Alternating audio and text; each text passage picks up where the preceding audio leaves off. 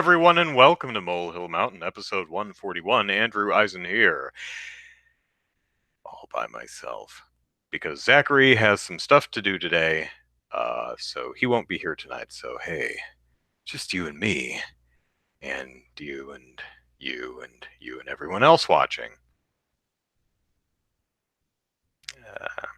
Uh, I seem to. We were talking before we started a little bit about the snafu, the brouhaha surrounding Borderlands 3. And it's a timed exclusivity to the Epic Store, which most people don't like because no one wants the damn Epic Store. Uh, Most people are fine with Steam just because it's there and it's been there. I think everyone's just like, I wish it were better, but I'm okay with it just being the space where I collect my online games. Um, and I think everyone is cool with other digital distribution services or game stores, online platforms, and the like, if they have their own unique identity. For example, good old games. A lot of modern games on there now, but also known for its older retro-er games. Also, some independent stuff. Um, itch.io, known for independent games. Steam, known for just where you get your PC games, right? Epic, what really distinguishes it from Steam, really, it's got it's basically Steam, just with less stuff and missing important features that you would expect a online service that sells video games to launch with. If you've seen their, I heard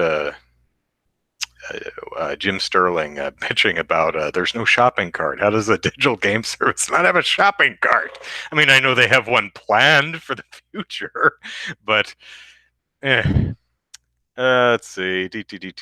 And there's something about them being lots of guns, and I don't know. I've never been into Borderlands. I enjoy its unique aesthetic, and what I was saying before. You look at a screenshot from Call of Duty, and that could be one of any number of Call of Duty games or one of any number of just generic military shooters. Not that they're not fun. Many of them are. But you see a screenshot of Borderlands, and you know instantly that's Borderlands. It has its own unique look, and that's nice. So, Snake says Epic's already had multiple security breaches. That's going to be a big yikes in my book if I'm supposed to trust them with my credit card info. Yeah, it's certainly not starting off on the right foot. So, hi everyone. Hope you're having a lovely week. My week's been oh yeah. Snake says Call of Duty World War II is actually pretty fun. Yeah. Many. I don't mean to poop on Call of Duty specifically, but it being one of the most ubiquitous games in pop cultural consciousness, it's an easy one to name drop. I could have easily said something like, "Give me a screenshot from Assassin's Creed and tell me which game it's from." And if you're not really into Assassin's Creed, you're probably not going to know. I mean, if they have something really obvious like Greek architecture, you're probably going to say, "Oh, that's probably Odyssey." But I like it when games have their own unique visual identity. I think that's a sign of good aesthetic design. If you can plop a screenshot in front of most gamers, and they can tell you what game that is. A lot of games fall into kind of a generic, and it's oftentimes not so much a um, lack of artistry. It comes off to me at least as more of a publisher directed um, chase the trend kind of a thing. Make it look like everything else because that's the stuff that sells. And then you end up with a bunch of indistinguishable stuff that may be generally good, but it's just all the same, and no one can tell it apart. So, Assassin's Creed retconning the hidden blade finger sacrifice. I I don't know any. I've not played any of the Assassin's Creed, and I'm probably never going to because they don't look that fun to me. And there's also like 14 of them. So, um, Tigers says, same with music. There's certain groups where you hear it for less than a few seconds and you already know who it is. Then there's groups where they sound like every other industry group. Yeah. Um, I'm terrible at pop music, but I could tell you like film composers. For example, I think a lot of people could probably hear a few bars of any Danny Elfman score and go, "That's Danny Elfman," or John Williams. Um, they have such a distinct sound and signature to their work. Not that all their work is, samey, but there's a certain thumbprint, a certain sound to it. Um, in the first game, you had to cut off the ring finger to use the hidden blade. Wow, that sucks. Ezio, according to Tritsu, Ezio was the who I think is the first games dude. That was the first game. Was the first one to get away without losing his finger to the hidden blade. Is that because it takes you got to do the Spider-Man thing and then the blade shoots out and knocks off one of your fingers? Do you have to lose the finger to make room for the blade? Um, hmm. Well, retcons. What are you gonna do? So I just finished a movie literally 20 minutes ago um, called Last Hurrah for Chivalry. I started watching it Wednesday night. I tried finishing it last night, and then I took about 2 hours today to finish. It's not that long of a movie, it's only an hour and 45 minutes, but it is a slog. I was interested in it because it's one I'd heard of, Last Hurrah for Chivalry. It's one of the early John Woo movies. And it's a, I'm going to butcher this word because I don't speak Mandarin at all, but it's a wuxia movie. WXIA. It's a Chinese martial arts movie. Um, it is one of the worst wuxia movies I have ever seen. Watching it, I was thinking, this is the worst I've ever seen, but I'm sure I've seen worse because I've seen a bunch of crap. Um, I was really surprised because I've rather enjoyed a lot of John Woo's work. The movie is bad in almost every single regard. Um, the story is bad and ill-conceived. Doesn't make any sense. Uh, the acting is roundly bad. Even the fighting is. I mean, you watch these movies, predominantly for the fighting, right? You can excuse everything else. If the fighting's good, the fighting's not good. It feels, and there's some good stuff in it. I mean, there are some memorable, very creative things in the movie, but broadly, the fighting is lousy. It feels like the first run through, and they just filmed it and put it in the movie. The sets are bad. The wigs are bad, and this genre of movie has never been, especially the stuff made in the 60s and 70s, was never that high budget, was never known for its really good sets and wigs and stuff. But this is just taking it to another level. The movie is so bad in almost the editing. Oh my God, the editing is specifically scene transitions are so bad in every regard that I said this on Twitter a few minutes ago, a little bit ago, but it feels like John Woo hates that genre and made this film purposefully bad in every aspect just to poop on that genre of film. It is so bad. And I find that really disappointing because I was looking forward to watching it. Uh, Bad wuxia movies make me sad. Uh, oh well. Let's see. Snake says, ever have a movie that you're hyped for, then you see it and it's pure garbage? That was World War Z for me. I wasn't expecting much from World War Z. I have the book. I read the book. I really quite liked the book. Max Brooks' book. I first was given the Ultimate Zombie Survival Guide or whatever it was called for Christmas one year, and I thought it was great. So I bought World War Z when that came out sometime later, and really, really enjoyed it. And they said, we're going to make a movie. And I said, how are you going to adapt that? Not it can't be done and shouldn't be done, but no, genuinely, how are you going to adapt this book into a film? Because the book is, um, the conceit of the book is the zombie apocalypse happened, and we mostly, after a decade or so, got it under control. And a journalist travels around the world collecting stories from different peoples in different countries about uh, life during the zombie apocalypse. And the book is a collection of these ostensible stories collected by this journalist from all over the world. So, as such, very episodic. And obviously, that format would be almost impossible to translate into a film. An anthology, maybe, a TV series, certainly, but a film, not so much. So, what did they do? So, how did they adapt World War Z to the silver screen? They took the title and they used that.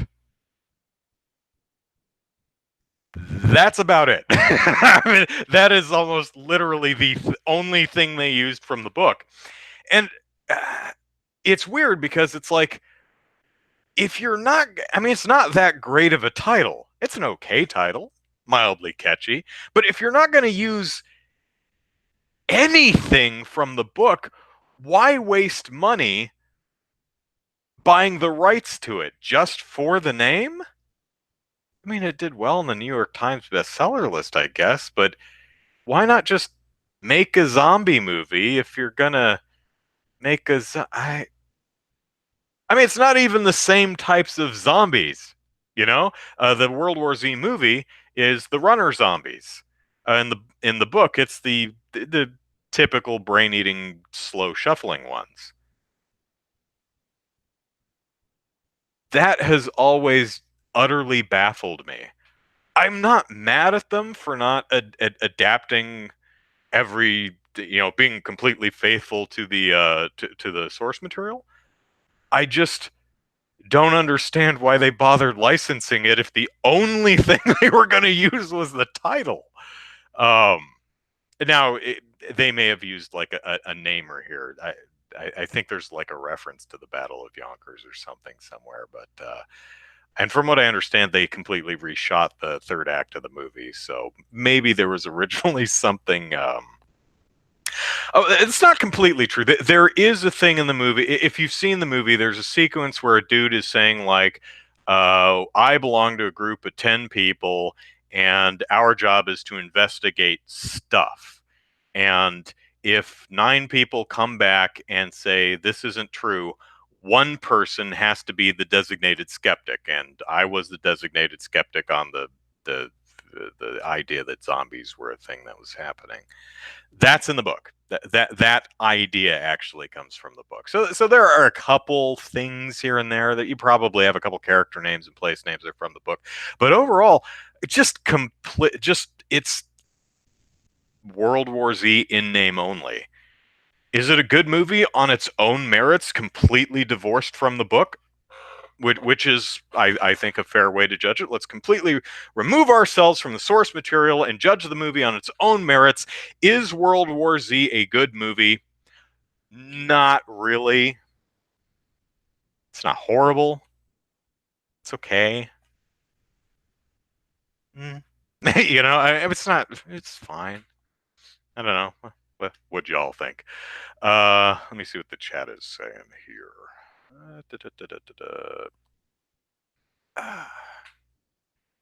World War Z, the book, was good portrayal of realistic zombie outbreak. Yeah, that's one of the things I like about Max Brooks' writing is it takes a preposterous idea, the living dead, and treats it seriously. It's like, what would happen if this were a thing? And I've always enjoyed stories that take something fantastical or something that doesn't really logically or biologically or whateverically work and treat it completely seriously. That's all. And some of my, you'll see some of that in my own writing too. Um, so let's see. Hi, Suzanne, and hi, Chaos, and everyone else in here. Um, at least Shazam was good. Yeah, I saw Shazam this morning, and I quite liked it. Um, it looks like DC is. I'm very happy that both Marvel and DC are currently consistently pumping out really good, really fun, really entertaining superhero movies. That's that's a nice thing that's happening in the world right now. And hey, I'll take any good things. I mean, for example, I had two people the other day, both think I was younger than I really am. I'm 39. Now, they may have only thought I was 38, but hey, compliment's a compliment. I'll take it. Yeah, so Shazam. Not going to spoil anything, but I would like to talk about Shazam, the wizard, the actual gray bearded wizard dude Shazam who gives Billy Batson his powers. Um, I guess this could. I wouldn't consider this a spoiler because this is the setup of the movie. So I mean, I'm gonna talk about something specific, but I don't feel it spoils anything. So the idea of the movie is there's this old wizard dude, and for at least 40 years, he's been looking for a replacement, a successor to the throne of Shazam. You know how the Green Lantern ring seeks out the right person? Shazam is kind of the same way. He's seeking someone who is pure of heart that can take up the mantle of champion.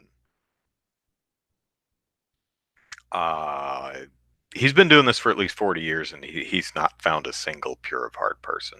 Every single kid that I was going to say kidnapped, but he does return them. So whisks away to his lair and presents them with a test, which is essentially not explaining anything to them. And it says, "You failed the test. You succumbed to the seven deadly sins." And these kids are, what? There's a shiny ball over there. It was whispering at me. I just checking it out. I didn't know this was a moral test. Um, so Shazam has been making a habit of briefly abducting children, seeing if they're pure of heart, saying, "I'm going to make you the champion and give you all this fantastical power," and going, "Oh, no, you failed the test that I didn't really even clearly uh, spell out, and you should feel bad about it," and then sends them back to their lives. So the main bad guy is one of these kids who was taken by Shazam and failed the test and then plopped back right into where he was at the time. And so he's spent his entire life trying to make his way back to Shazam to be like, dude, WTF. And what's interesting is he has come across dozens, like 50 or 60 other people who had this traumatic childhood experience where this creepy old wizard dude abducted them and took them to this underground lair and told them he's going to give them phenomenal cosmic powers and then told them that they were a horrible, deceitful, impure-hearted person and then dumped them back in their real lives. That's a really interesting conceit there. Um, I actually kind of wanted the movie to spend more time exploring what a dick Shazam is. What a monster. Also, he's an idiot. And the dozens, if not countless children over at minimum 4 decades, possibly hundreds or thousands of years. Who knows how long he's been looking? That he's utterly traumatized. Shazam is not a good person. Unfortunately, the movie doesn't really dwell on this. That's not to the movie's detriment, really. That's kind of the movie I would have liked to see, but the movie it does give us is quite fun. Um, some of the effects are really bad. I, I I think Warner may have blown its budget wad on Aquaman. It's like James Wan spent all our money. We had nothing left for the digital actors to do the flying effects because some of them are really bad. A couple of weeks ago, when I was talking about Aquaman, or I was talking about oh no, we were talking about Captain Marvel, and the Marvel Captain Marvel instead of this DC Captain Marvel. Um, I was talking. We were talking about the digital de aging effects in Captain Marvel and how Marvel as a whole is doing these. It keeps doing them better, but generally does them really, really well. Um, oh, try to. The chat is agreeing with me that Shazam is a dick. Oh, try to pointing out that he's an old asshole. Yes, and Black Adam calls him out on it at several points. You're right. I believe he does. Um, I'm not really big into the Captain Marvel comics. I'm familiar with them. For example, the mid credit scene, I did know who that was. There's a scene in the movie where you get some interdimensional cameos per se. I got at least one of those references. I'm like, oh, I remember those characters. Um, so, but yeah, I couldn't. I'm not terribly familiar with like the many of the major story arcs, or especially the really old Fawcett comics. I, I'm passingly familiar with them. I'm not steeped in the lore or anything. What was I talking about? Oh, and then a couple of weeks ago, I said, "Oh man, I just saw a movie that used digital de aging effects that were awful, and I can't remember what it was. It was Aquaman. Aquaman's effects are generally pretty darn good." But man, the digital de-aging effects they have on what is his name? Guy who plays Aquaman's lighthouse dad. Plays Django Fett. Can't remember his name. Nicole Kidman and him, their digital de-aging effects are off and on, and when they're off, they're really off. Someone's going to tell me his name in the chat, and I'm going to kick myself because I know the dude's name. I think it's got an M in it. Um, anyway, that's neither here nor there. Some of the effects are surprisingly poor, but I mean enough to make me wince. I mean, even in Marvel's not perfect. Some of the effects in Captain Marvel are a little not perfect, but they tend to not stick out as much. Like you've seen the at least in the trailers where Captain Marvel's flying through space and punching a bunch of spaceships and stuff. You can tell that's a digital actor, but it's in a completely digital space, so it blends pretty well. In or I'm sorry, in the other Captain Marvel and Shazam, Captain Sparklefingers, as his friends call him, when he takes flight, he's in a on location in a city, and man, when he switches to full digital actor, it struggling. Um, But yeah, oh well, effects are hard. But still, yeah, I'm sorry, Shazam. um, quite enjoyed, and DC's on a roll, and it's Wonder Woman. I thought was pretty good. A little weak in the third act, I thought, but overall, quite a charming, quite a fun movie. Really liked Aquaman, and Shazam. I want to call him Captain Marvel so bad. And Shazam, I thought was a lot of fun too. And I'm really looking forward to Wonder Woman 2, or 1984, whatever they're calling it, and Suicide Squad, and whatever else they're doing. Suzanne, anyone seen Love, Death, Robots on Netflix? I have not. I saw the trailer and I got a very heavy metal vibe out of that, so might want to check that out. I've not seen it though. Um, I was excited for the new Joker trailer. Yeah, the Joaquin Phoenix one. Yeah, I saw it and I was like, maybe. I don't know. I don't know.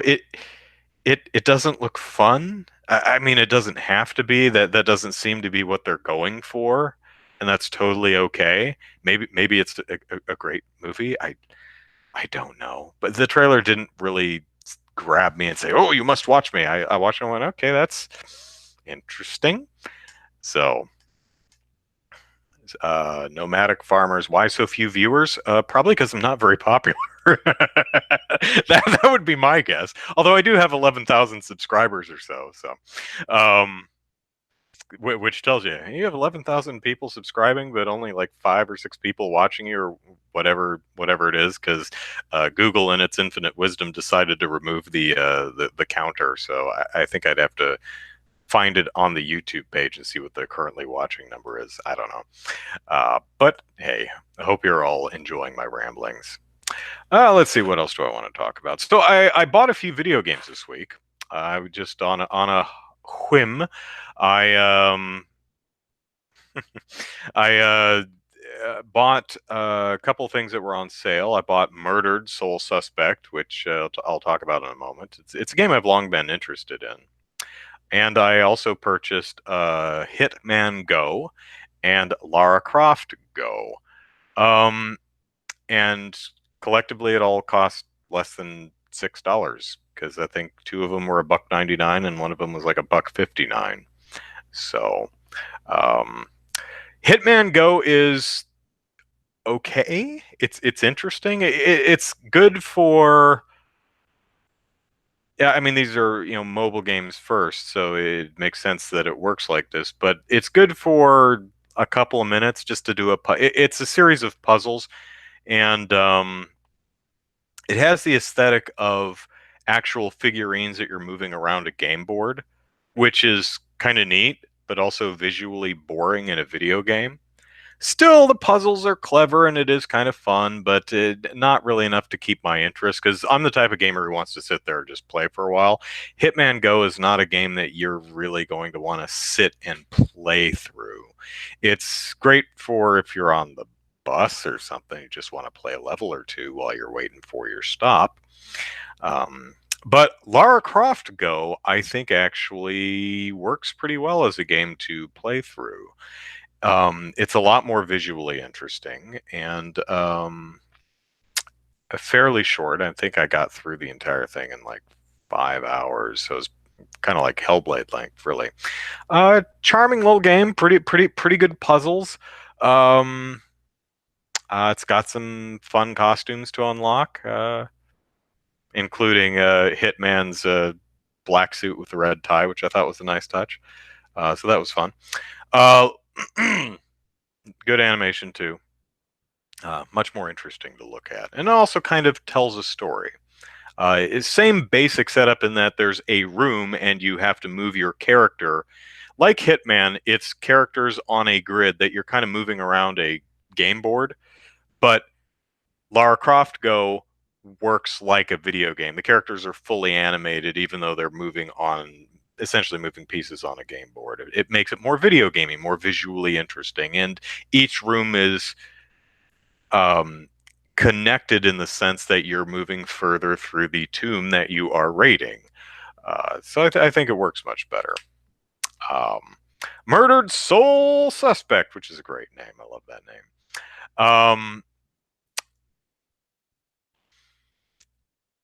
It is a wonderful foundation of a game. The game is not great, but I would really like to see them take another crack at it because I think it's a game with a solid premise that could be great. The voice acting is actually very strong, so I'll give it that. In the game, you play a detective who gets murdered, and so you're a ghost now.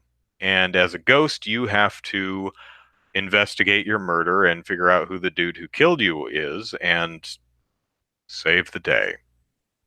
Uh, the game is can be kind of horrifically dark in a few places. Um, for example, your character gets pushed out a window, the fourth floor window, and lands in the street, and your ghost pops out, and you're like, "Oh shoot!" And you look and you see yourself lying on the ground, and you're like, "Oh no, I'm dead." And he tries to like lay down on top of himself to kind of like get his ghost back in his body, and it actually starts kind of working. Um, it, but then because his body's not dead, even though his ghost came out, so he tries to get his ghost back in the body, but he can't quite do it. Um, and then the killer comes down and out and takes his gun. And he's like, "No!" And he's like punching at the guy and swinging at him, but he's incorporeal, so he swings through him, and the guy shoots him like 7 times in the chest. And I'm thinking, wow, that's that's a pretty horrific thought, right?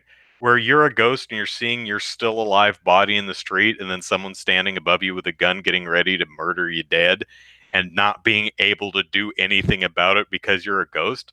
Talk about helplessness. It's like those dreams where you're being chased and you're running, but you're not actually moving. There's some good imagery and ideas in this game. Where it falls a little flat is it presents the idea of your abilities in real life become superpowers in your afterlife. Uh, so a detective might have the ability to um, see. The problem is the game doesn't really do anything with that idea. You have some. I mean, my thought was like, okay, so if you were like a cat burglar or something, you would have ghostly move through walls powers. Kind of a ghostly ideation of what you did in your real life. But now, every ghost can move through walls. Every ghost can possess people. Um, None of the powers you have in the game really seem specific to you being a detective or unique to your ghost.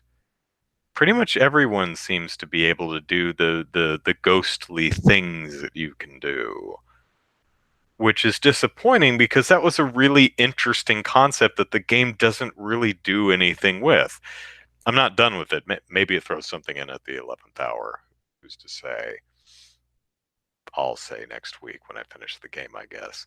Um, uh, Basic gameplay does the thing where you're like, okay, I need to figure a thing out, and you wander around. It's very adventure game-ish, where you wander around and you collect clues by.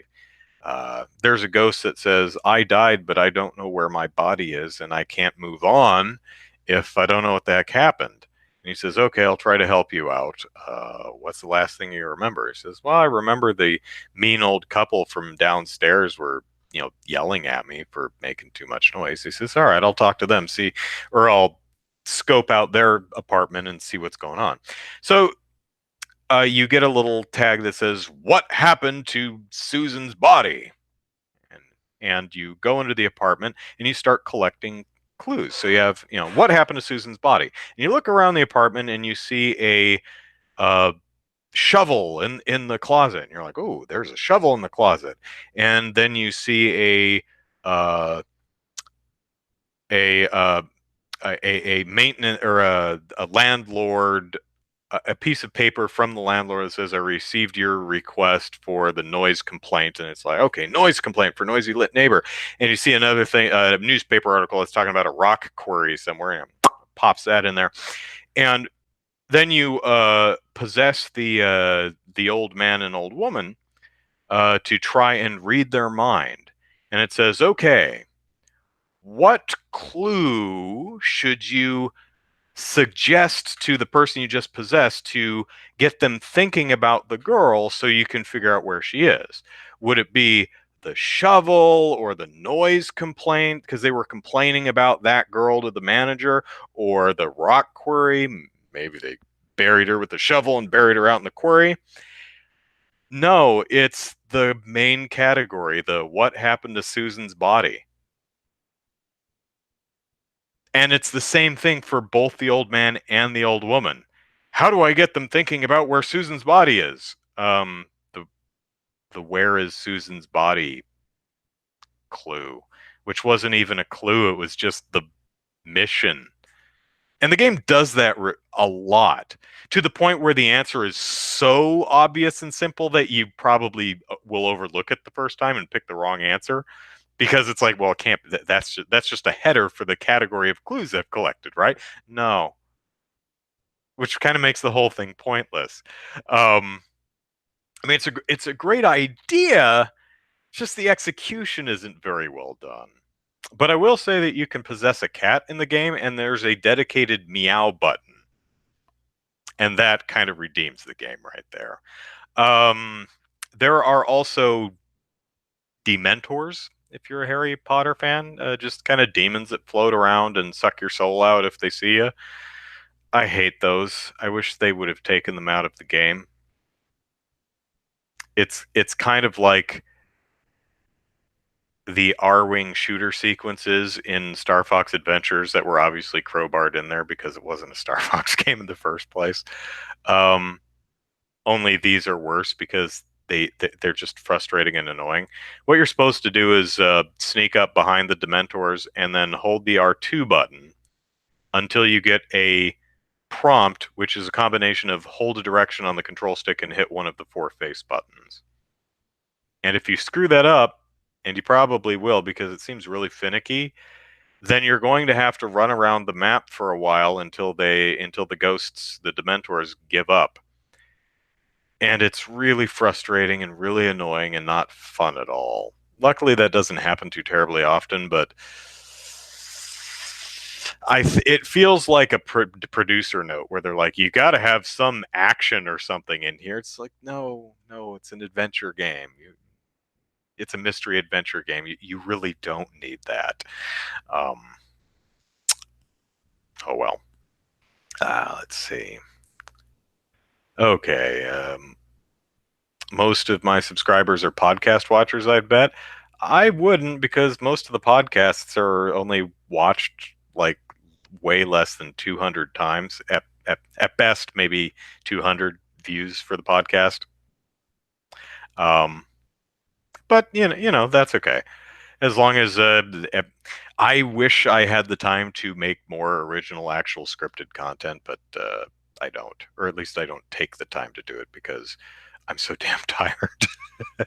I Yesterday I got up at no, what day was it? Yeah, it was Friday. I had to get up at 4 for work. That sucked. And I'm work is taking me out of town a couple of times this month. That's gonna be a bear. I have to go to Iowa for because we're rolling out new hardware, and I have to supervise uh, the rollout, or the more pilot program, I guess you could call it.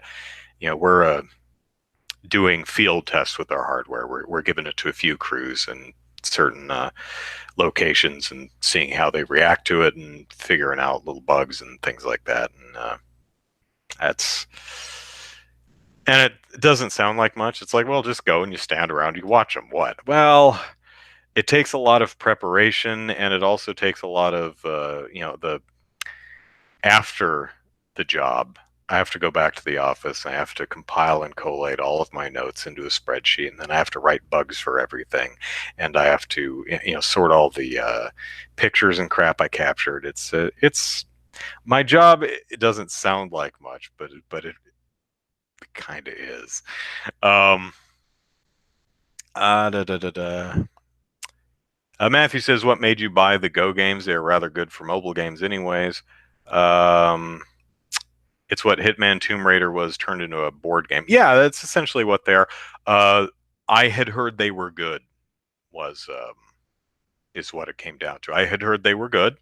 I'd seen footage of them and thought they looked interesting, and they were less than $2. So that's why.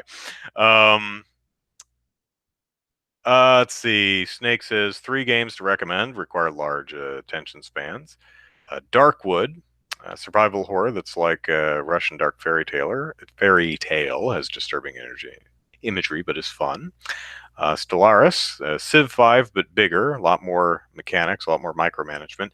That's probably not my genre of game. Crusader Kings 2, strategy game where you can do whatever you want as a medieval king. Yeah, strategy and sim games, not really for me, but Darkwood sounds interesting. I'll check that out. Um, yeah, Murdered Soul Suspect. It's definitely worth the $1.99 I paid for it. Um, it's a great idea for a game, like I said, great foundation, but I think they needed to take another pass at it. A lot of good. There's a lot of individually good things in it. I'll give you an example of a piece of gameplay that I think the game does well. One of the clue gathering uh, mechanics is you will see a piece of art, like you are in a sanitarium at one point in the game, and you walk into a room where one woman's being held, and she's drawn all these pictures on the wall, and she's not communicating with you what she knows. She's just kind of mumbling to herself and drawing pictures on the wall. So it's up to you to interpret what the pictures mean. So when you walk up and hit the button to look at the picture on the wall, you have what it does is it displays about a dozen different adjectives and nouns and such. And you have to look at the picture and pick the 2 or 3 nouns and adjectives that best describe the abstract thing you're looking at. And what it does, I think, is very clever. Because a lot of times, at first look, you're like, I don't even know what the hell I'm looking at.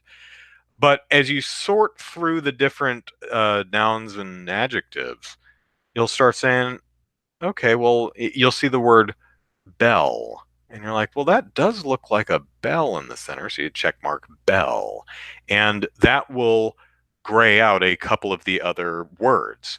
So it narrows your focus down and you have less words. And you're like, fire. Oh, that big orange cloud of what I thought was like flower petals. That could be flames. Okay, so fire. And it eliminates more words, and it works like that. And I think it's a very good representation of deductive reasoning, which makes you feel like a smart detective person. So that I think is done really well. Um, it's an interesting game. It's a mixed bag, and I can't stress enough. You can possess a cat, and there's a dedicated meow button. So, what else is on my list of stuff to talk about? Nintendo Labo VR is going to be compatible with Super Mario Odyssey and The Legend of Zelda Breath of the Wild.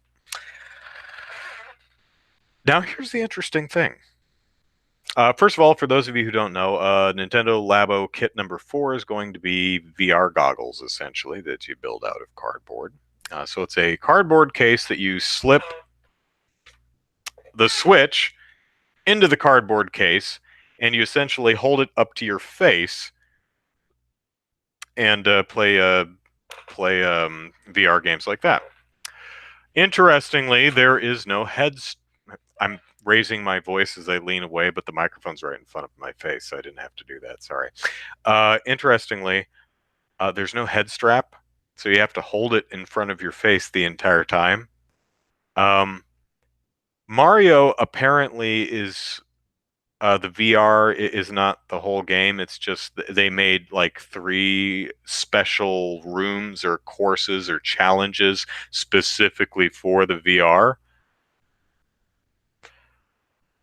Breath of the Wild looks like it's just play the whole game in the goggles. I don't know maybe I'm old and lacking stamina, but I don't know if I want to hold this thing up to my face for several hours, you know? And I looked closely. There's no head strap for this thing. Unless you want to just lay your face down on it or something. Um, Also, I have to give Nintendo props for uh, I'm guessing showing the VR versions of Mario and Zelda as they would look in the VR in the same quality that you'd see them in the VR mode, because they take quite a hit in resolution and well, mostly resolution. Um, be interesting to see if Mario keeps its frame rate. Zelda's frame rate was already struggling. Uh, they just Mario looks a bit jaggier, a bit duller. Zelda looks kind of bad. I mean, maybe it'll look better once you stick your face in the goggles. But on the YouTube vid, I was like, ooh, that's an unfortunate downgrade. Not surprising at all, but unfortunate nonetheless. Still, like, nice that Nintendo wasn't bullshotting it, you know. So, also, I think this is probably a really good idea for moving Labo, at least Kit 4. And they did a smart thing where the Labo VR kit, uh, the whole thing is $80, but there's selling it in two pieces, optionally. If you don't want to drop $80 for the entire kit, you can just drop 40 for the VR goggles and the blaster. And I think a $40 entry level, $40 price for entry level VR experience. Some assembly required, but uh, I think a lot of parents around Christmas would be like, hmm, Oculus Rift or Vive or PlayStation VR, hundreds of dollars, or $40 for the Labo, and it works with two games that my kids already have. Someone on my Twitter said if the Metroid Prime trilogy is a thing, hopefully it'll work for that. And yeah, I could see the marketing now. Put yourself in Samus's visor. You know. Um, Again, I don't know how long anyone's going to want to play these games holding the damn thing to their face. Uh, which is why the whole it's not play Mario in VR, it's play Super Mario Odyssey specific challenges in VR. So there's probably like 10 or 15 minutes worth of content there and you're done. But I mean, Zelda people have played for hundreds of hours. I don't know if they're going to hold that up to their face for that long. I mean, especially because I imagine you have to use the Joy Cons because you're physically holding the Switch. And I don't want to play Zelda with the Joy Cons because, in my ever so humble opinion, the Joy Cons are probably the worst mainstream video game console controller ever. Um, so, strap that VR thing to my face and I'll use um, the Pro controller. Let's see. What else? That's yeah. That's about it for. I Samurai Showdown. You remember that game from the early '90s? Fighting game. Yeah, dudes with swords. Announcer spoke in Japanese. It was fun.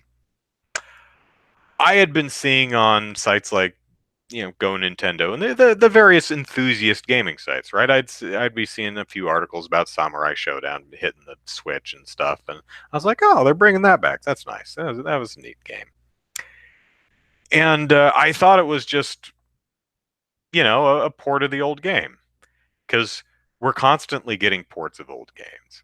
Um, so I thought it was the original, and then I saw like the headline of an article is like, "What characters are going to be in Samurai Showdown?" I'm like, the game's 25 years old. We know what characters are in Samurai Showdown. And I didn't think much of it. And I scrolled on past, and then eventually I saw a an article about Samurai Showdown, which actually had a screenshot from the game, and I was like, "Oh, this is a new game!" I'm like, and I start looking into it. I'm like, did they remake Samurai Showdown? No. This is a new entry in the series. It like the chronology of Samurai Showdown is just all over the damn place. This game apparently takes place between five and the first one because five predates the first one. You see, isn't that obvious? So no, completely new game, but they're not calling it Samurai Showdown 7 or Samurai Showdown colon New Samurai Showdown. No, it's just called Samurai Show. Not even Samurai Showdown 2019, just Samurai Showdown. So dipsticks like me were like, oh, hey, the original game. No, nope, new game. Oops.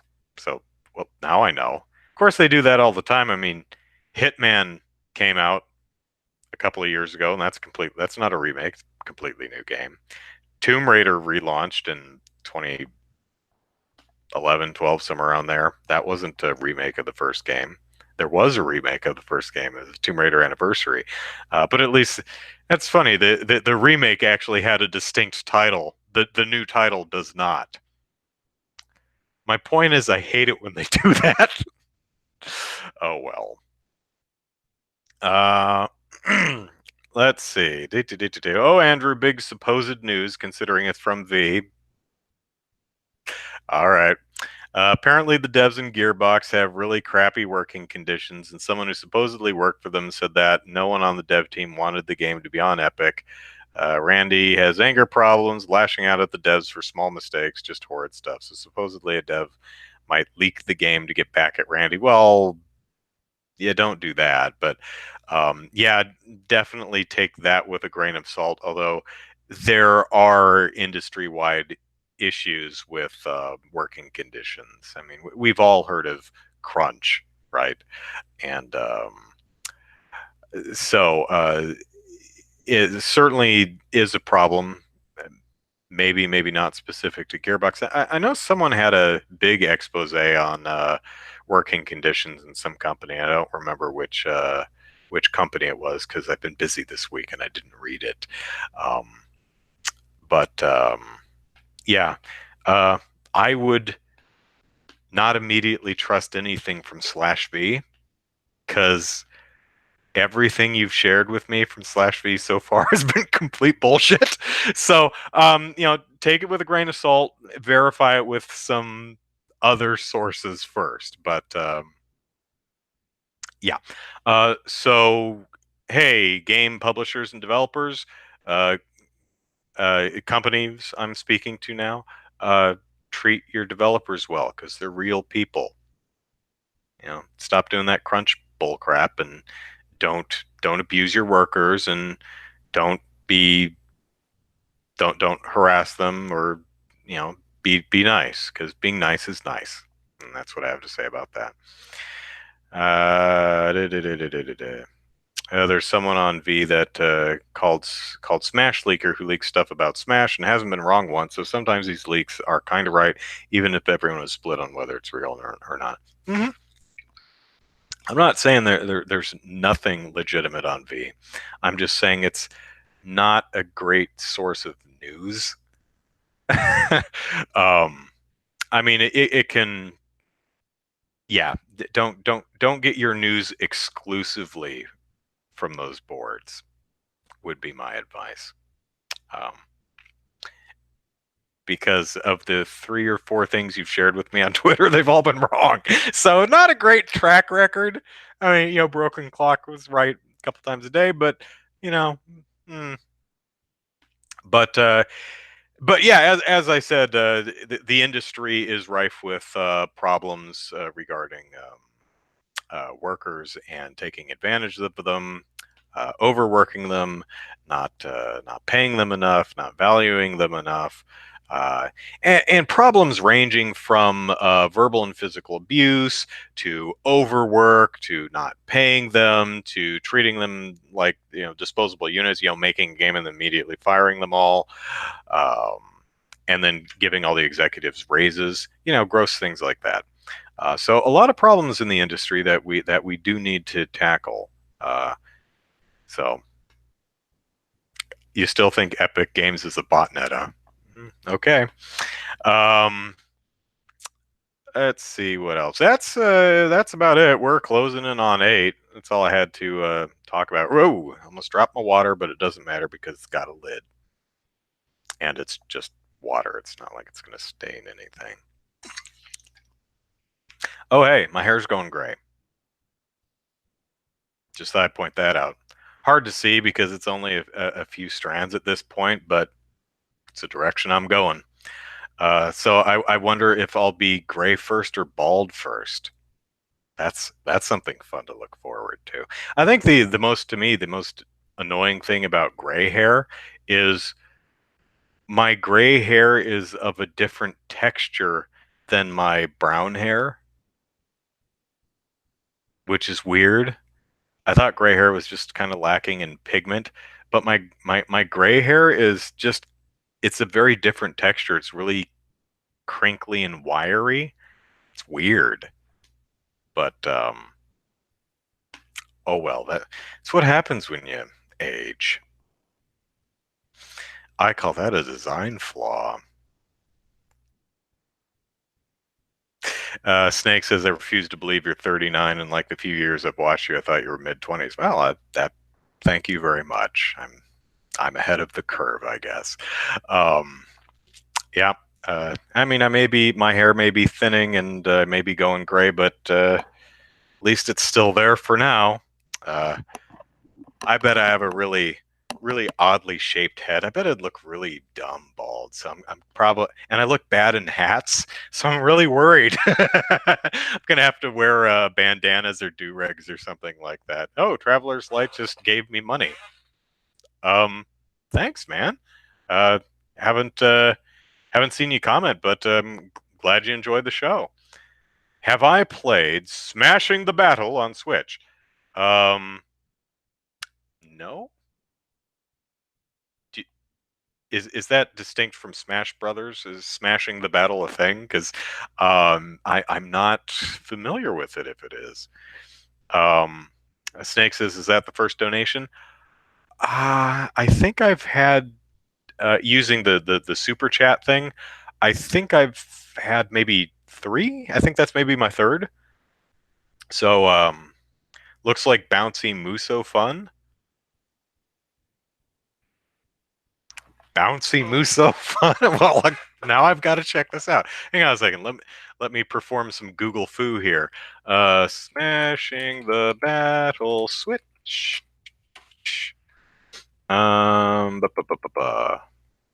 Images. Do I have safe search on? I probably should have safe search on. So okay, looks like we've got busty anime characters. Fighting game. Oh wait, hard. Hard to tell because there's a lot of fan art mixed in here. Oh wait, is this? Yeah, that's a bad picture. It. Why are these pictures all sucking? I'm not seeing a lot of info on this. Let me check out an article here. Hack and slash action with 2 stunning heroines, tight and stylish gameplay, blah, blah, blah, blah, blah. Here's a video. Let me scrub through it real quick, get an idea. Okay, so it looks like it's an arena brawler. Yeah. Okay, that's nice and colorful. Obviously, I mean, you said Muso, so. Yeah. One of the video ideas I have been taking notes on, although I don't know if I'll ever get around to scripting it because again, busy. But one of the videos I'd like to make is franchises I think would lend themselves to the Muso or Warriors treatment well, like Hyrule Warriors or Dragon Quest Heroes or uh, Fire Emblem Warriors, which I don't think is good. To me, what makes a franchise or IP suitable, most suitable, what lends itself most swimmingly to the Muso formula, is the franchise has to have a cast of distinct, diverse, and recognizable characters to play as. You think of Zelda, and you've got Link and Zelda and a Goron and a Zora um, and Agatha, the Bug Girl, and you've got all these distinct, different characters with diverse play styles and weapons and stuff. But not only that, but you have to have um, a similarly broad and diverse cast of characters to fight against. So you need minions. Again, with Hyrule Warriors, you have Bokoblins and Skullfos and Lizardfos and you need recognizable bad guys for the generals and bosses that you fight. So you have Ganon and um, a Dodongo and Dark Nuts and things like that. So Zelda lent itself very well to the to the Muso formula, I thought. Same thing with Dragon Quest Heroes. You've got a bunch of different recognizable, distinct characters from the wide pantheon of Dragon Quest games to play as, but you also have this humongous roster of cannon fodder monsters to fight in the field. Your slimes and drakies and skeletons and stuff, but and also the really big general monsters like your golems and cyclopses and ogres and such. So I thought that game worked really well. Fire Emblem Warriors, I don't think worked at all because, again, I'm not big on Fire Emblem, but most of the characters are just dudes and dudettes with swords. I mean, the character designs are distinct.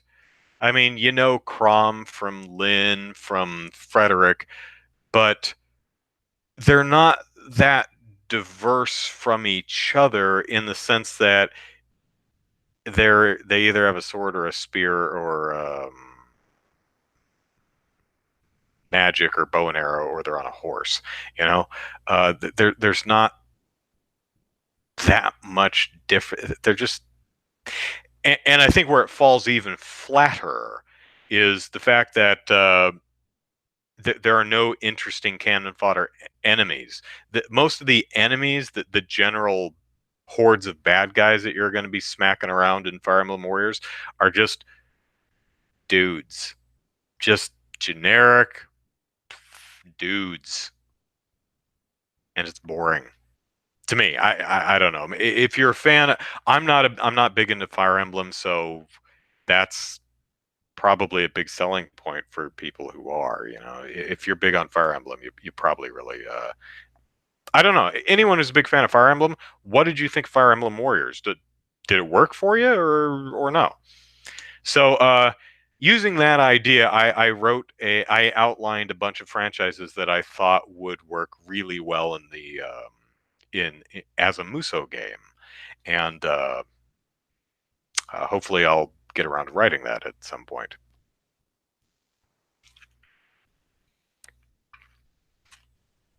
So the smashing the battle is a game about two women fighting through a corporate headquarters under siege by robots, and they're not wearing much.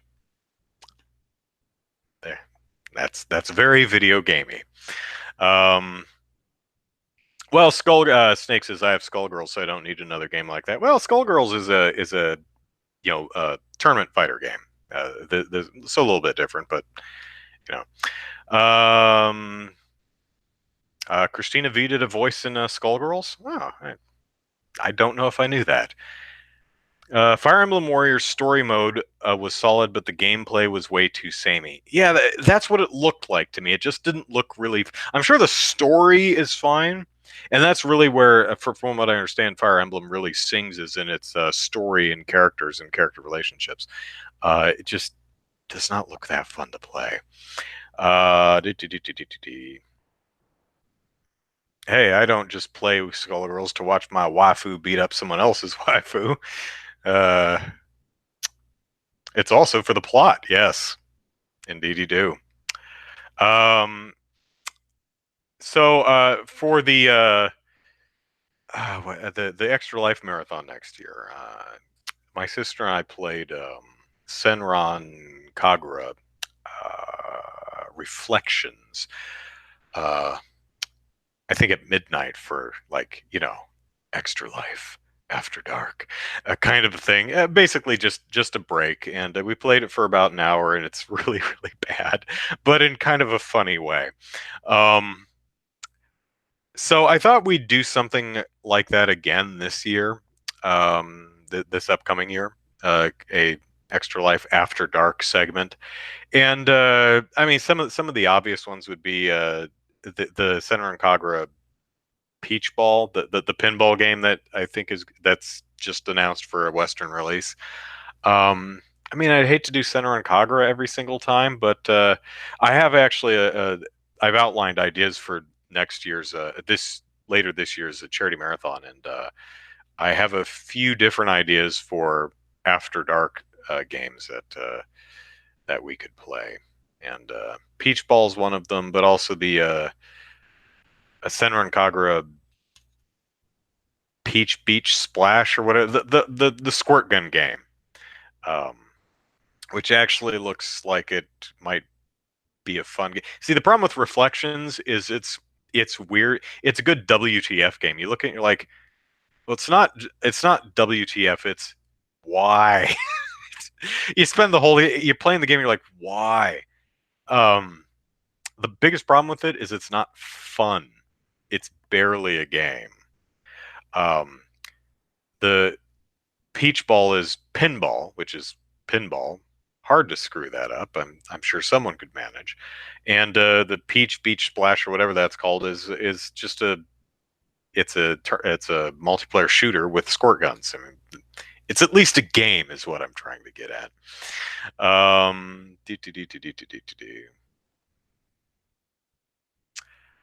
Trevor, what? The pinball game is coming west? Yep. Unless the news reports I was reading yesterday or the day before are inaccurate, I believe Peach Ball has been announced for a Western release. I forget when. My guess would be like summer or something like that. Um, I had look real quick, make sure I'm not lying to you, fine people.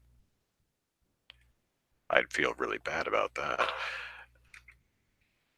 That sounded insincere. I would feel bad about that, leading you fine folks astray. Yeah. Here's the Xseed announced it yesterday. It's going to be $40. It's going to be a digital title, limited physical release. Is there a date here? This summer. So, yep, it is definitely coming to North America this summer. I think $40 is pretty. I don't know if that $40 is for the limited edition physical release because that sounds really steep for a pinball game. Um, Play Nutaku games for the After Dark show. Now those are really After Dark. Well, I mean, I want to. I don't mind something racy.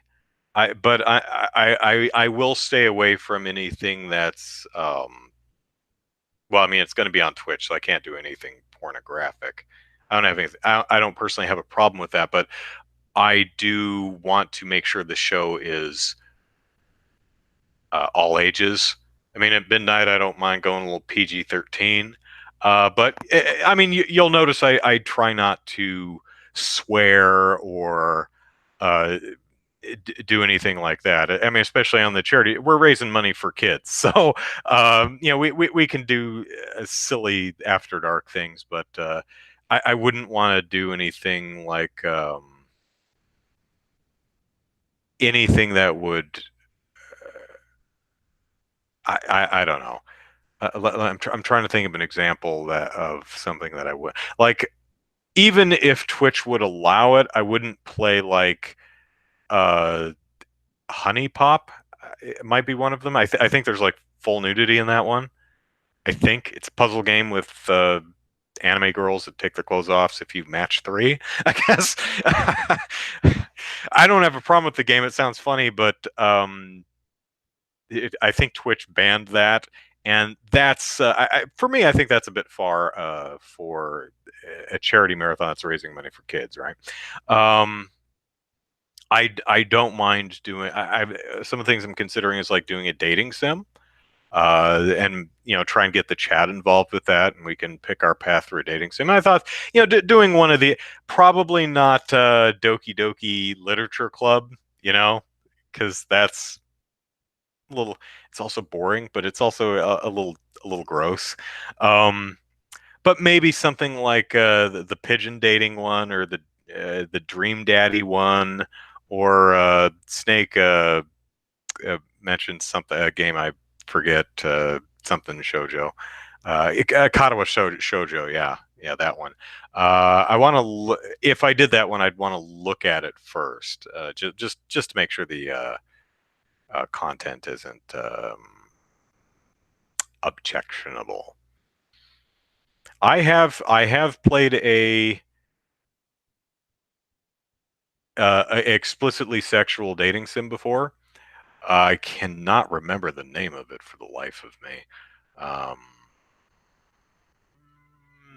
nope, nope. And that was stupid. um, I, I, I played it mainly to just because I'd never played one of them before and wanted to get a sense of what they were like. So I did a little online research and tried to get a consensus of what's a good example of this genre, and it yeah, it left such a lasting impression that I don't remember. Do I still have it? No. Uh, no, I don't know where it is. It's not on my game shelf. But you play a dude, and you're in it's a typical anime harem setup where you're like the one dude who runs a bathhouse or a hotel or something, a hotel with a bathhouse, and everyone working there is female, and you just talk to everybody, and every 50 pages or something like that, there's or what it feels like, there's a choice in the dialogue options, and most of them feel fairly arbitrary, but they take you down a different path, and you romance the girl, and then you have sex with them with pictures. And the funniest part for me is the dialogue bubble at the bottom actually spells out all the ooh oh yeahs. Can you imagine closed captioning a porno? Just just think about that for a bit. Think about having to be the person that actually writes the closed captioning for pornography. You get the script and you're like matching it to the scene. You're like, hell, hello, hi, this is your pizza. Oh, great, because I'm hungry for meat or whatever. And it's like, okay, it's following the script, is fine. And then the script's like, and then they have sex, and it's like, okay, ooh, OOOH period or exclamation point, exclamation point, enter. All right. Uh-huh. Oh yeah. Oh God. Oh, like what a horrible, depressing job that must be, right? Closed captioning pornos. So let's see. So is Katawa Shoujo, is that full on hentai, or is that just dating sim? Someone joined, heard what I said, and left. Yeah. Yeah, it is. Asterisk vigorous slurping and choking noises, and asterisk, yeah. Uh, yeah, yeah. Parentheses, enthusiastic sex sounds, and there's just like, job is done. Can you imagine spending hours uh transcribing the sex noises from a porno, and then your boss comes in and is like, you you could have just put parentheses excited sex noises end parentheses and called it a day. Be like, what am I doing with my life?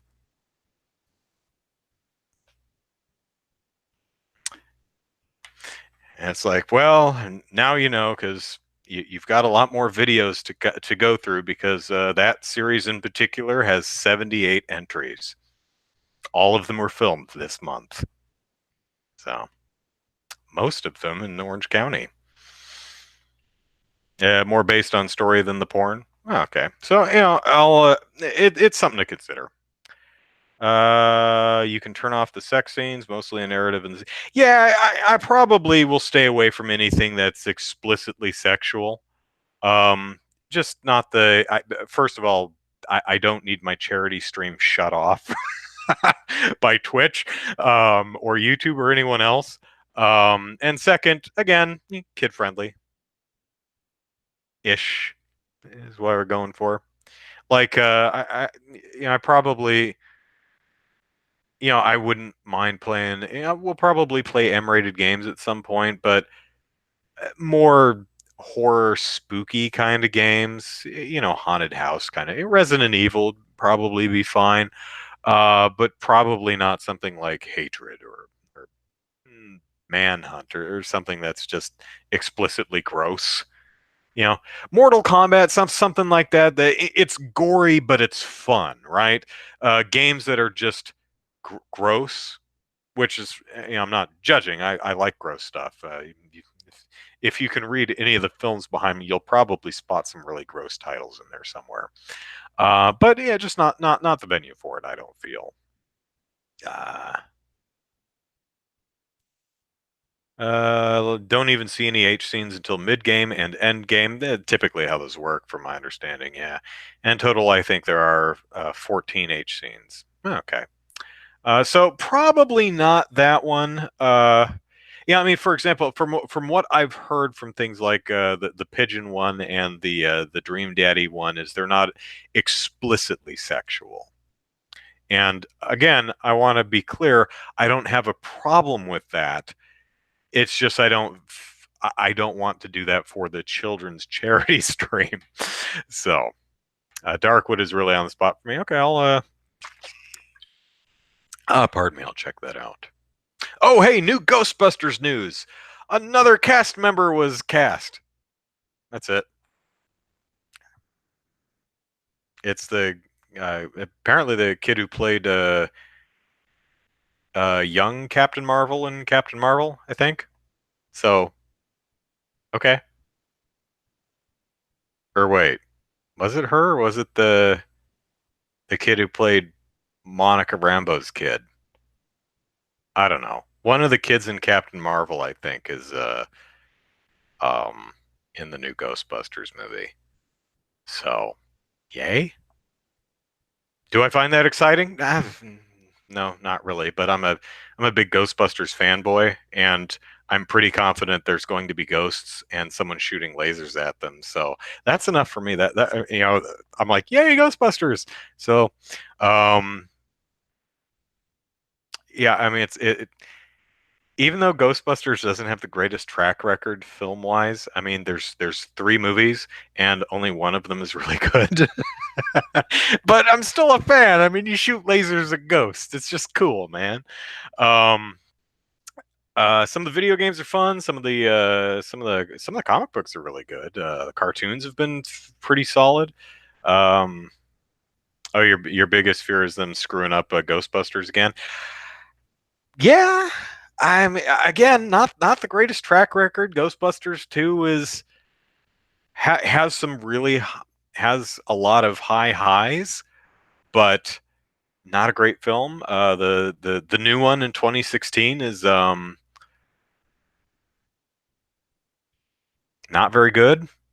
Again, it's got a lot of moments, but it doesn't work as a film, I don't feel. I know a lot of people liked it. I know a lot of people didn't, but I mean, I wish I did like it better. I mean, because man, I was really genuinely excited because new Ghostbusters, and I went to see the film, and I walked out of the theater, and my mom says, "So what'd you think?" And I was like, "It's okay." And then my dad asked me, he's like, "Hey, what'd you think of the new Ghostbusters? How many stars would you give it?" And I was like, "2." He's like, "Really?" I'm like, yeah, it's just okay. I mean, I didn't hate it. I didn't have a bad time or anything. There's actually a lot about it I liked, but overall, it just no need to dwell on it. I have probably several hours of Ghostbusters videos talking about the movie, running up to the movie, and then reviewing it. So if you want my full thoughts on Ghostbusters, that's on my YouTube channel. Um, but Chaos says the more I hear about the new Ghostbusters, the less excited I get. Well, we haven't really heard any much more than there's a new Ghostbusters, and here are three people in it. Uh, Finn Wolfhard, has still got a great name, who's in It and Stranger Things. Um, Someone I don't know. I don't recognize her or her name. And the kid from, I think, Captain Marvel, who's been the kid in a bunch of films. So she's doing well for herself. And I'll admit, I am a little concerned about Kid Ghostbusters because Kid Ghostbusters was the worst part of the cartoons. I mean, what was literally the worst part of the real Ghostbusters was the kids. I mean, it's not like you can't do kids well, but that's kind of a ooh, I don't know. But I mentioned this the other week. I said, what could they do? I mean, maybe a mom and her kids are, move into a house and it's haunted and no one believes them. And so they repurpose some of the old Ghostbusters equipment and take busting into their own hands. And it's kind of, and they're just, it's like the money pit or something like that, where they're wandering around destroying their own damn house, trying to, or that the movie with the mouse hunt. They're wandering around destroying their house, trying to rid it of ghosts. There's potential there. That I have no idea if that's what they're doing, but there are. My point is, there are things with mom and her kids in Ghostbusters that you could do that I think could work, could be interesting, could be fun. But at this point, we know there's a mom, we know there's kids, we know there's ghosts and lasers get shot at them. So there's some good points. Uh, and that's about, and we know three of the actors, and that's it. So I mean, it's a complete open question at this point. Maybe may suck, maybe okay. I hope it's great because I'm a huge Ghostbusters fan. But at this point, I don't know. Da, da, da, da, da. Likable, well-written protagonists. I agree. I don't think that's asking for much. Um, Chaos says not thrilled at the prospect of a child main antagonist. Yeah, it's yeah. It's because I mean, kids are insufferable a lot. I mean, sometimes you get kids in movies that are really great. Sometimes. But again, like I was saying with the real Ghostbusters, what's the worst part of any movie? It's like the kids. If you could remove one element of pretty much any fun actiony adventure film, it's just the kids. You know, like Tim and Lex in Jurassic Park are okay. They're fine. They were in the book. But then you have Malcolm's kid in Lost World, and you're like, she doesn't need to be there. And then you have another kid in Jurassic Park 3, and it's like, can we? You're not going to kill the kids. I know you're not going to kill the kids, so there's no tension here. So stop it. And then they do Jurassic Park 4, or I'm sorry, Jurassic World, and they got two more kids, and both of those kids sucked. Now I generally liked Jurassic World, like Ghostbusters. Ghostbusters has ghosts that have lasers shot at them, so I kind of like that. Jurassic Park has dinosaurs in it that menace people, so I like that. So, I'm an easy mark for Ghostbusters and dinosaurs. Ooh, ghost dinosaurs. um, the ghosts of the park is completely dead, but there's all these ghost T-Rexes and ghost raptors and stuff. So the Ghostbusters have to go to the abandoned Isle Isla Sorna and Isla Nublar to clean out all the ghost dinosaurs. There's your movie. Um, but yeah, Lost World had two kids who sucked. Um, I mean, all due respect to the actors, but oh god. And then the kid in Jurassic Park 5, Lost World 2, Fallen Kingdom 1, uh, she was there. And she actually had the potential to do something really interesting, and then the movie decided, let's not do anything interesting with her. But, the point is, you don't need a child in Jurassic Park. We've had 5 movies; they've all had children in it. Can we please have one Jurassic Park movie with no kids? Um, may cater to my personal tastes, Hollywood. Anyway, child actors are known to be notoriously bad. Yeah, but sometimes you get some good ones. Am I down for some Team Fortress 2 in that charity stream? I don't have Team Fortress 2, so no. um, Probably not going to be doing any multiplayer stuff. I'll consider it. I did do one of the first years, second year, third year, something like that. I did do some group hunts in Monster Hunter, which I can't do now because um, I don't have PS Plus, so I can't. Uh, but we'll see. Cootie Gauche, you joined me for that? Great. Um, so let's see what else is going on in the world. Um, I don't know. Lots of stuff going on in the world. See that right there? That's Gem and the Holograms, the entire series. I need to get around to watching it, but it's like 70, 80 episodes long, and I have no damn time. Team Fortress 2 is free. Oh, well, how about that? But if the community finds you're streaming, everyone will focus you. Yeah. Um, I am probably really. I've never played it. I'm probably terrible at it, but it could be fun. I'll definitely consider that.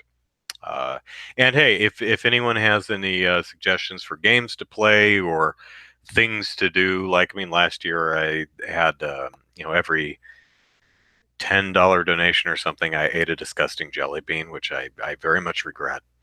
Um, I had little perks. If we made $1,000, I dyed my hair a funny color or something like that. Um, if my hair goes gray before it falls out of my head, we'll have to do that again so we actually get a decent color this time. Um,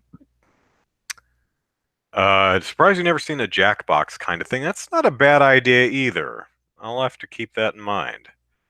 Uh, MC Chris was in Jurassic Park. He was the kid who said they don't look scary, they look like chickens. Yep. Yes, I remember that kid from the first movie. I don't MC Chris, huh? I've seen him in a few different things. Um, you saw him as a kid actor in a few films in the late '80s, early '90s, and don't recall if he had a career after that. Hope so. Hope he's doing fine. Um, don't know him at all, but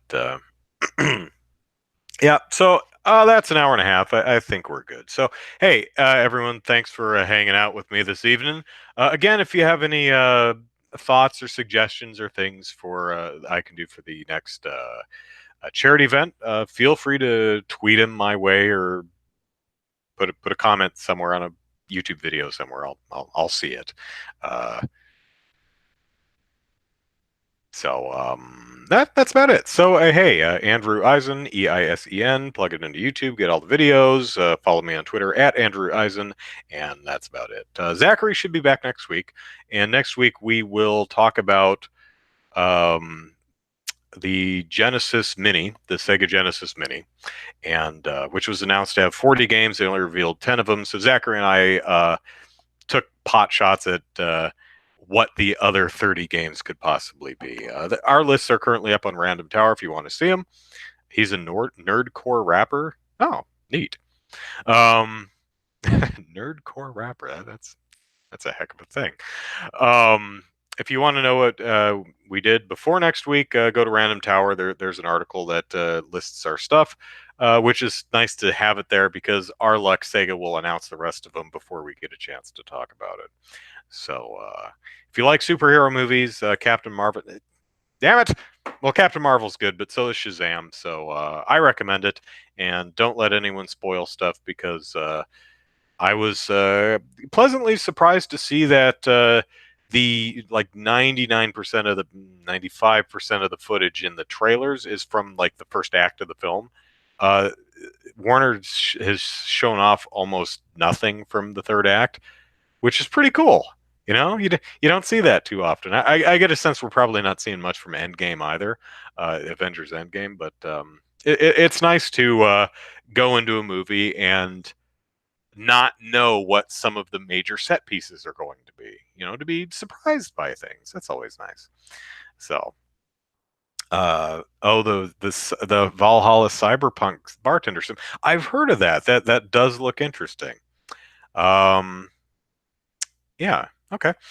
So that's it for this week. Thanks for hanging out with me, and thank you very much to Traveler's Light for making a donation. I really appreciate that. So thank you much. Take care, everyone. I'll see you next week. Be excellent to each other. Bye bye.